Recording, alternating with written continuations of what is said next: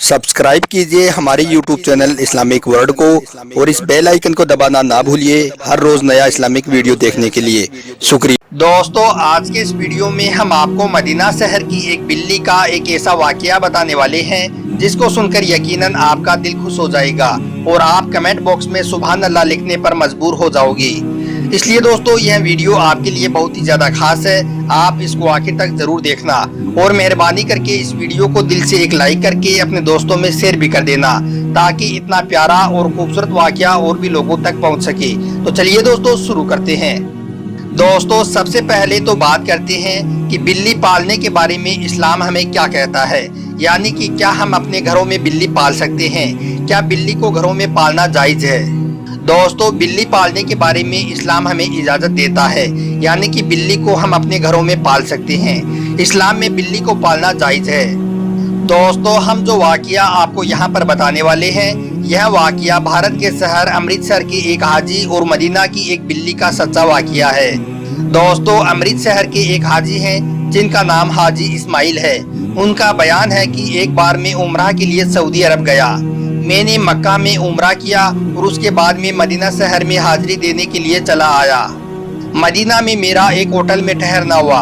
इत्तेफाक से मैं जब भी उस होटल में खाना खाने के लिए बैठता तो मदीना की एक बिल्ली मेरे पास दस्तरखान के करीब आकर बैठ जाती, तो मैं भी उसको मदीना शरीफ की बिल्ली समझकर रोटी के छोटे छोटे टुकड़े करके उसके आगे डाल देता। मैं उससे मोहब्बत करता। उसके बाद में जब भी खाना खाने के लिए बैठता तो वो बिल्ली हर रोज मेरे करीब आकर बैठ जाती और मैं हर रोज उसको खाना खिलाता।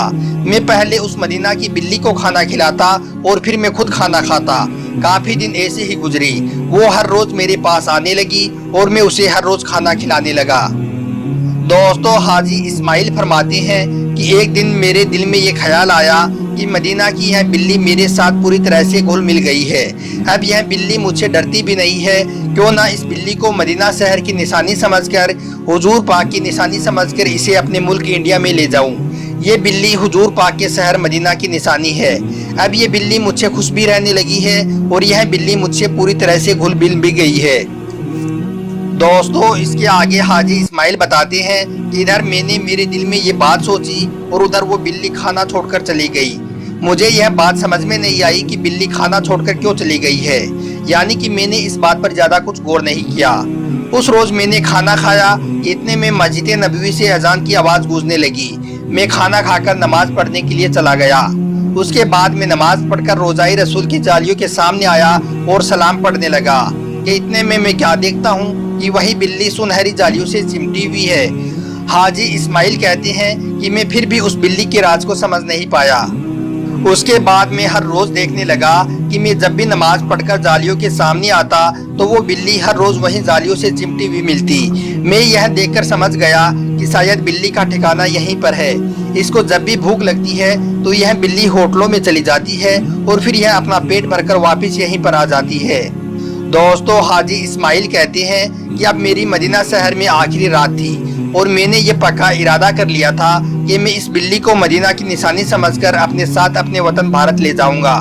यह सोचते सोचते ही मेरी आंख लग गई और उधर हुजूर पाक सल्लल्लाहु अलैहि वसल्लम का ख्वाब में दीदार हुआ और मेरी किस्मत का सितारा चमक उठा। हुजूर पाक सल्लल्लाहु अलैहि वसल्लम ने मुझसे फरमाया कि ए इस्माइल हिंदी, तुम अपने वतन तो जा सकते हो लेकिन तुम अपने साथ उस मदीना की बिल्ली को नहीं ले जा सकते हो।